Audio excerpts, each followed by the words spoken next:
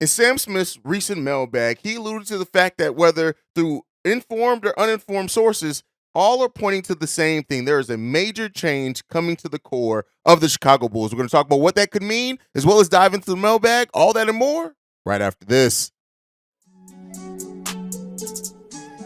You are now tuned in to Chicago Bulls Central, your number one place for all Chicago Bulls news and content.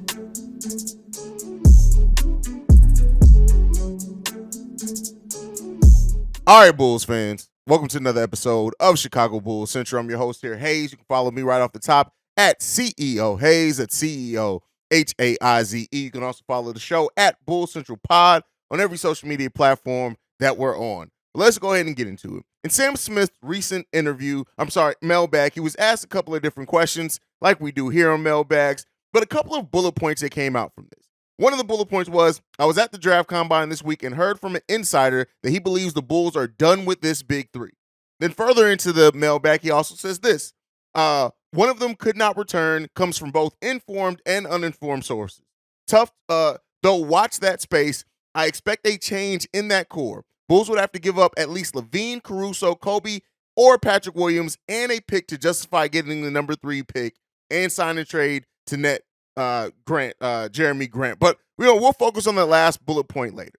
But it seems like a lot of Bull insiders, Casey Johnson, which we talked about here recently as well, kind of in his last couple of mailbags alluded to the fact that, while the Bulls could bring it back, that he feels like they're more apt to move off from one of the members of the big three than ever before. Now, one could say that this is just plainly due to the fact of Nikola Vucevic being a free agent, right? That's really what this could be all built around, is that the Chicago Bulls front office could see that the writing may be on the wall. Maybe they feel like Vooch is on his way out. Now, another way, and I know a way that a lot of Bulls fans, including myself, are going to take this at times, could mean that, hey, a trade of DeMar DeRozan or Zach LaVine could be coming as well, especially when you paired with the rumors around the trade deadline that maybe they were listening to some things on Zach LaVine. Now, that has since been debunked in a way that I feel confident to say that rumor deal with the New York Knicks was never actually on the table. But with that said, there's that mindset around, right? And while I think moving off of one of the big three is not a full rebuild, right? Moving off two of them,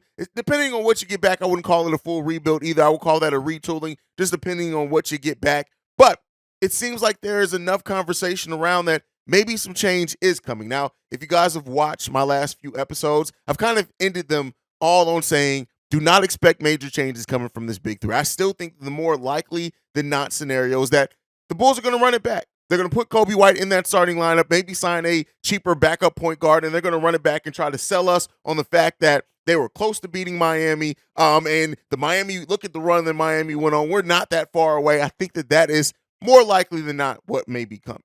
But as you hear more things about the Bulls interviewing draft prospects, things like that, you start to think, okay, maybe there is some fire where we're seeing this smoke. Now, it really depends, right? And here's the thing. In evaluating AK so far, you have to also use hindsight. Like, at some of the time, some of the deals that he made sense to me. And I wasn't necessarily pissed off at him at that time, but when you look at just how things have evolved, they haven't worked out. They haven't worked out in a meaningful way. And, we're going to hear the Bulls' name in a lot of trade rumors over this offseason. When you look at how disappointing the Bulls are, how much writers know that the Bulls fan base wants to see a change, they're gonna buy into that, right? But hearing somebody like Sam Smith, who's been cued in with the team for so long, now again, Sam Smith isn't always 100%. Nobody is, right? So we don't want to take what Sam Smith says as gospel at all. But what I will say is that him saying that it comes from both informed and uninformed sources, that there's just feeling that there's a change coming at that core. It really depends on, like, what level of change, right? Because you can say a change is coming out that core by letting Vooch walk away, and it's like, okay, yeah, that's a change at the core. That's not a positive change if you don't go out and sign somebody else to replace him as a starting level center, right? So just hearing that there's change expected doesn't really say much to me. I don't get much of a feeling in regards to that. But here's the thing. I think that we are either going to get a minor change, right? Or we're going to get a retooling of a way, or we're just going to run it back.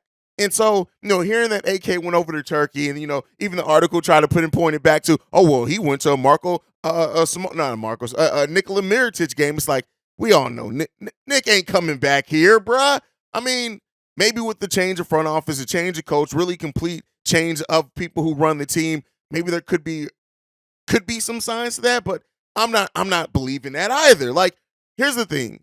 Until AK shows something and until a move is made, right?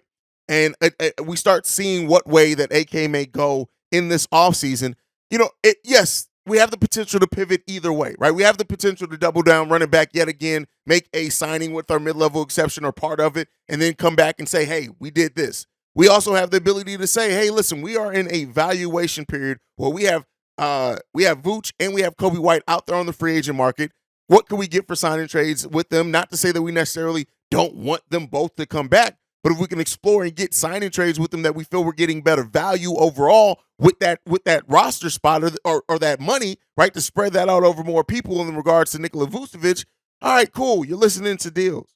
But something needs to happen, right? And we'll see. Now, on the second bullet point that Sam Smith had is that when it comes to the number 3 overall pick, because that is a lot of speculation right now, that Sam Smith saying that the Bulls would have to at least give up LaVine, Caruso, Coby, or P. Will for that number 3 pick.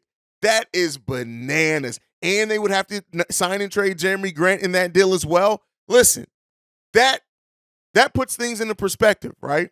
We can talk and have all these theoretical trades and all day of, hey, well, they could take DeMar. They would take DeMar because he can be a secondary scorer. But listen, if they are truly trying to pivot off that number 3 overall pick, which they may, or it seems like now rumors are coming out that they very well may look to hold on to it as well. If they do that, they're going to want more back than just DeMar DeRozan, right? So, Sam Smith saying that it really put it in perspective, and hopefully it helps fans come up with more realistic scenarios because, yeah, it's easy to say, let's get that number 3 overall pick for our expiring contract in DeMar DeRozan, but Portland, considering that if they pivot off that, are going to want to build a championship team around Dame, that package that I just read off, that seems like a much more likely scenario. And that really is one that I just don't see the Bulls being willing to do. And like I said, the more likely scenario, if we are talking trade with Portland, is to get the number 23 overall pick that they have from the New York Knicks. But all right, enough of me rambling. Let's go ahead and get into the mailbag for today. The first voicemail that we got today is from Daniel. Hey, this is Daniel from Anaheim, California. I wanted to ask, what do you think about the Detroit Pistons getting the 5th pick? I think that maybe they can go ahead.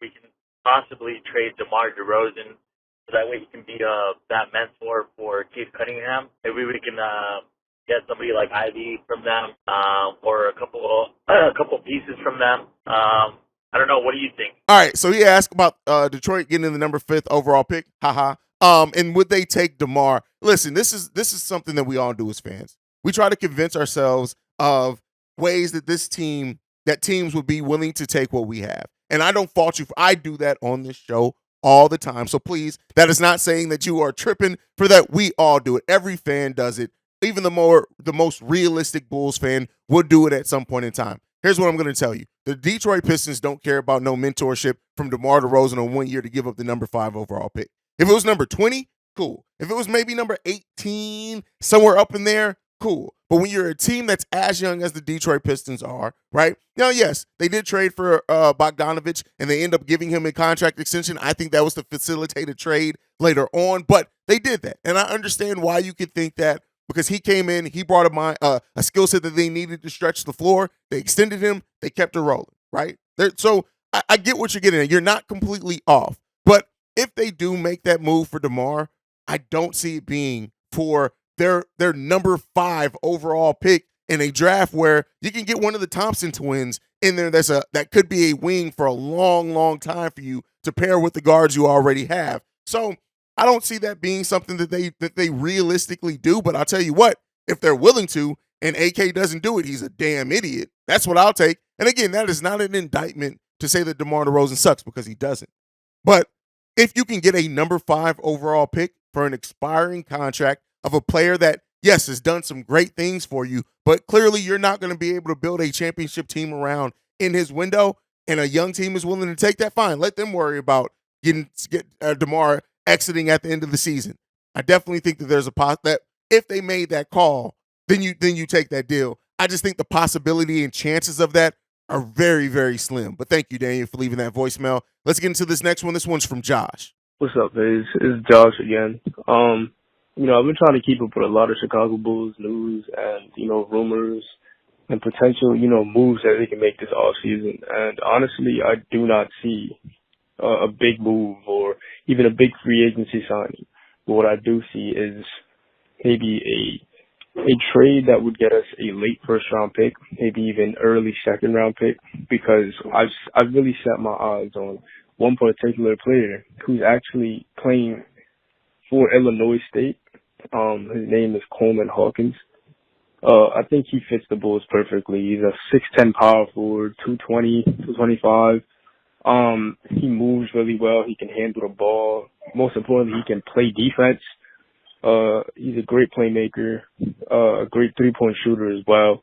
Although he is a rookie, so I wouldn't take a huge, assumption that he's just going to be a vital first team player, right away, or he's going to impact the game immediately. But I do see him being a pretty good, maybe role player, behind Patrick Williams if we can't find anybody there. But I do see maybe the Bulls trading a player for an early second round pick or maybe first round pick if they like a late first round pick if they set their mind on it, because I do not see anything big going on this offseason. The Bulls are in a very weird spot.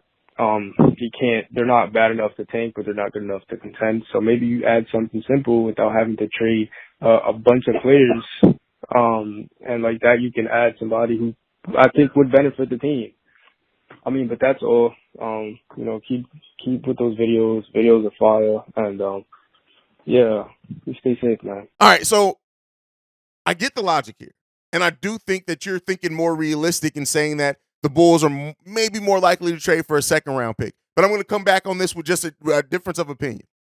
For everything that you just mentioned, is that not what Justin Lewis should be, right?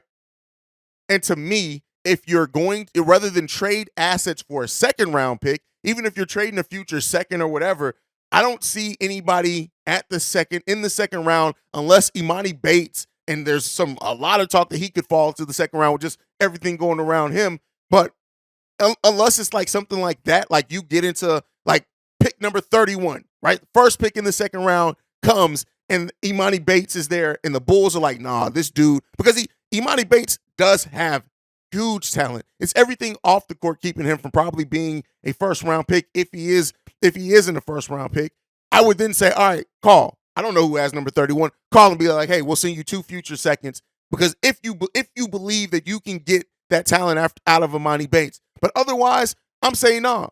Everything you just mentioned is kind of what we have in Justin Lewis.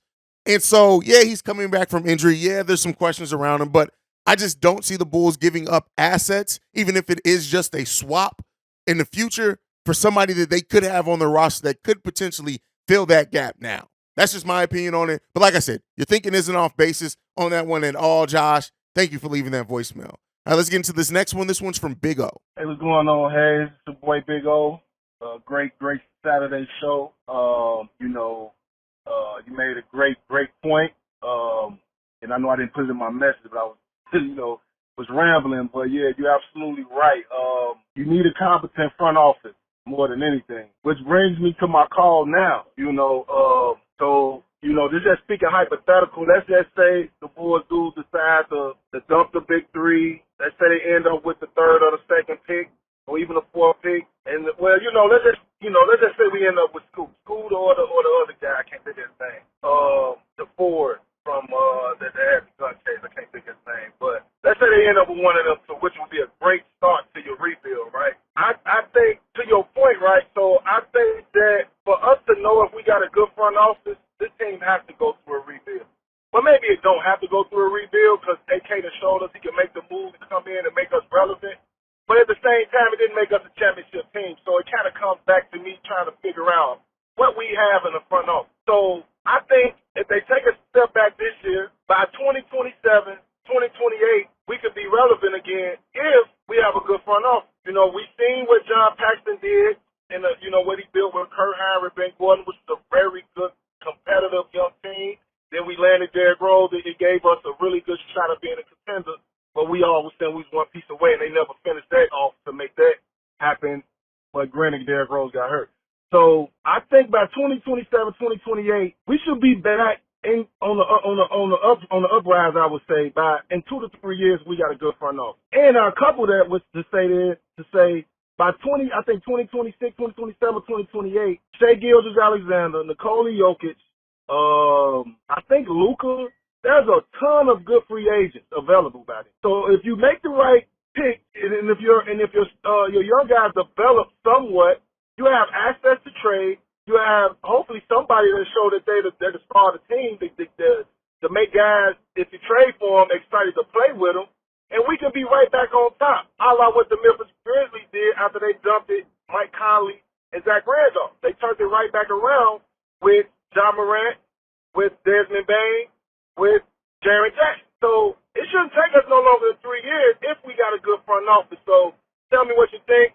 That's kind of like my assessment of it. So tell me what you think. Thanks for taking my call, and go Bulls. All right. So great voicemail, first of all, Big O. And I did get your second one as well. That'll be on tomorrow's episode. We've got like 3 voicemails. We had a lot of overflow. So those will be on tomorrow's episode. Make sure you guys get those voicemails in. It takes time to build a championship team. And I think that the Bulls' initial success, right after that last season, the beginning of last season, where we were number 1 team in the East, really made a lot of fans think that we jump-started a couple of steps and we could potentially be a contender. Now, I was on record back then to saying, hey, that team, that version of that Bulls team, I give them a fighting chance against anyone. Not necessarily picking them in series against some of those top teams, but I was giving them a fighting chance against anyone. We've come far down from that, right? And we've come back into reality. Usually with a team, as you're trying to build a team that was not a playoff team at all, it would be different if AK came in here and we had a team that was playoff team the last couple of years. Yeah, you can build off that. No, we had a team that was literally struggling for the last 5 years, right? And so there's usually steps to that. And the Bulls got to the first round of the playoffs last season. Then this season, we were a playing team, right? So taking a bit of a step back there. But it takes time. It really does take considerable time. And, you saying like 2028, 2029. I've said it before. I think in 2025 offseason is where the Bulls can have about $80 million in cap space theoretically. That's I think the time where they make their swing for the park. And I think until then, it's going to be these incremental moves to make us more competitive. But I think that hopefully if things go right, players develop, that's going to be the next time we try to hit a home run in free agency. But championship teams take time. And it sucks. But it sucks even more when your team you think is making a stride and then takes a step back, right? But as far as a full rebuild isn't coming. It's highly unlikely to come. We're going to keep retooling it. Like I said before, even if you look at what AK did in Denver, it was minor retools that, sure, over time, if you look over like a 3-year period, yeah, that team completely turned over. But it wasn't just this one offseason, we're going to sell all these things. It was incremental moves over time. And I think that's more likely than not what's to come with the way that he runs the Chicago Bulls is going to be things over time. Yes, he came in that first season, by the trade deadline, traded everybody, right? By the first offseason, signed everybody. But that's not sustainable. That is not a sustainable model that's going to lead to success. And I think some Bulls fans expected us to be this heavy activity team every offseason, therefore after, and it was never going to be that. And so, we'll see what ends up coming up. But getting to a championship level takes time. Right now, we gotta crawl before we walk, right? And yeah, we're in the mud right now, but hopefully we need to first get to a place of being a perennial playoff team, a team that is expected to win the first round of the playoffs every single year at least. Like, right, we got to get to those steps first. Some teams skip those steps and are able to go right into it. But even if you look at some of the teams this year that had a lot of promise around them, like the Kings and other ones, they ended up coming back down to earth in the playoffs because you have to learn to win and learn what it takes to get success at that playoff level. That takes time. But thank you, Big O, for a voicemail. All right, let's get into the last voicemail for today. This one's from Jamal. What's up, Hayes? It's your boy Jamal back again. Another voicemail for you. 3 minutes, let's get into it. All right. I know I missed out last week. I was busy working and everything, so I wasn't able to talk about my the next couple of players and my predictions for them. So I'm gonna go ahead and get into it today. Talking about Lonzo Ball, Alex Caruso, and Coby White. I don't think I talked about those three players, so let's go into it. Starting it off with the basic one. Lonzo Ball probably isn't going. Well, I'm pretty much about 99% sure he ain't going nowhere. There's nowhere we could trade him to get rid of that contract. And even if we did, we'd have to give up a lot of capital, draft picks and everything that we really don't have in order to get rid of that contract. So he's pretty much here. When it comes to Alex Caruso, I'm giving it about a 75% chance that he stays. Unless he either asks for a trade, which I don't think he would, or they have a chance to get, some really good picks for him or, another really good player.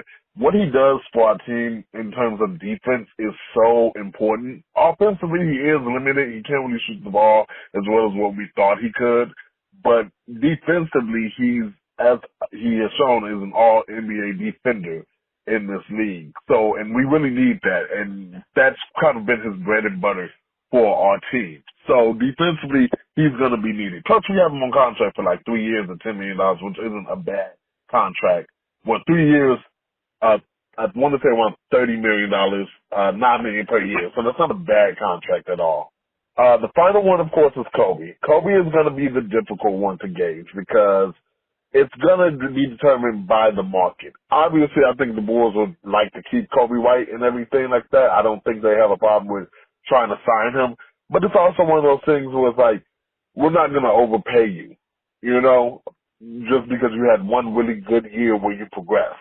And I think that's the biggest thing. So when it comes to Coby White, I'm going somewhere between 50% is the max, but I wouldn't be shocked if I give it somewhere around 40-45% reality. It's really going to be determined by what the market value set for him, and we'll have to wait and see after the NBA Finals, after the season is officially done. But let me know what you think. As always, to see where it go Bulls. Peace. Jamal's coming in with his player evaluations late, but nonetheless, I got to give Jamal some jokes there. Jamal's a faithful here at Chicago Bulls Central. Here's what I'll say, Jamal. Yeah, you were spot on almost everything. Nobody's taking Zoe's contract. As many trades as Bulls fans come up with, like, we need to get off Zoe's deal. It's not that simple, unfortunately. Caruso, yes, is important to team culture, defense, and like I've said before, I think that most of the hate from from fans that have when it comes to Alex Caruso, can't possibly watch games. They just look at box score, and he's never going to be a box score darling. He never really was. But the impact that he makes, you have to watch the game to fully feel. And I don't think Caruso's – that's why they set the price at 2 first-round picks. That's the value they hold Caruso at. And I don't necessarily see any team giving up two firsts for Alex Caruso, even if they do need that elite defense coming off the bench for a team. Now, as far as Coby White, that's the biggest question in all of this, right? What can Coby get on the open market? I truly do believe that the Bulls are going to employ a similar tactic that Gar Pax did with Zach. You're going to allow, when it came to Sacramento, you're going to allow Coby to go out there, let the market set his deal, and then determine on if you think that value is something that you feel comfortable in matching. And so that's what we may see for Coby. It's been an up and down career for Coby, and his role has been up and down. It's not all on him. But even last season, he ended the season great, but it wasn't consistent in his scoring and shooting all season long. That kind of came along for him a little bit more towards the back half of the season. But everything else but scoring, he did well all season long. So really letting that market set the value for him is, I do think, what's coming.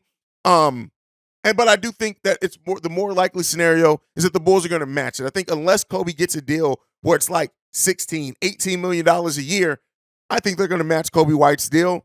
And I think he's going to be a Bull for a long time. And I want to see that development continue for him. But spot on analysis, Jamal, and everything that you mentioned there. But that's it. That's the mailbag for today. We got so many voicemails. We are going to run it back. And like I told you guys, especially over the offseason, mailbags don't have to just be on weekends. So make sure you guys are getting any of your thoughts on anything in during the week as well. Also, if you're in the YouTube section, if you type in mailbag in front of your question, I can pull that for the mailbag episode as well. But make sure you're following the show at Bull Central Pod. You can send us any feedback, questions, comments, concerns, bullcentralpod@gmail.com. Lastly, if you want to leave a text message and our voicemail, the number to do so, 773-270-2799. We are the number one spot for everything Chicago Bulls related because of you guys. And like I like to end every episode on, go Bulls. Love you guys. See Red if you can, y'all. Peace. This has been a presentation of the Break Media.